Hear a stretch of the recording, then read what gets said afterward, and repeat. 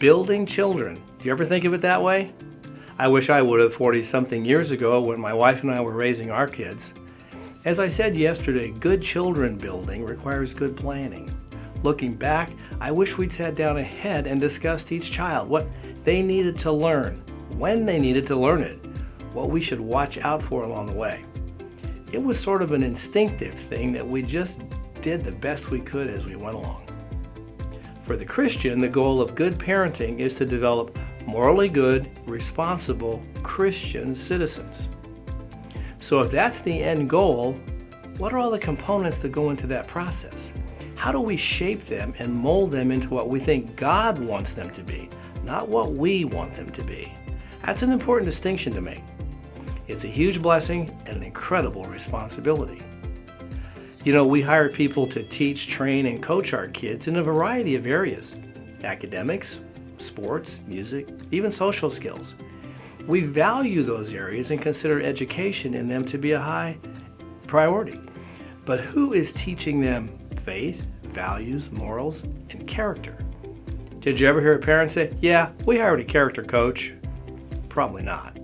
So who is taking on that role in their lives? My fear is that today, Hollywood, sports celebrities, musicians, etc. are doing that. Ugh. Even the internet these days is teaching our children all sorts of bad things. We have to be careful to be sure we know what the kids are learning. Popular messages today include succeed at any cost. You have rights without responsibilities. Do whatever feels good whenever you want. Sex is simply a fun, meaningless activity, and having morals or going to church is so passé. These are the messages our kids and grandkids are consistently hearing from sources outside the family unit, and combating society's messaging is a challenge.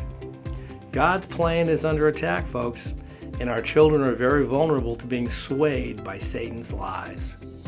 And as believers, even if we don't have young children ourselves, we need to get in the game. We're not going to fix this overnight. It took a generation to get to this point, but we need to engage in the process to right the ship.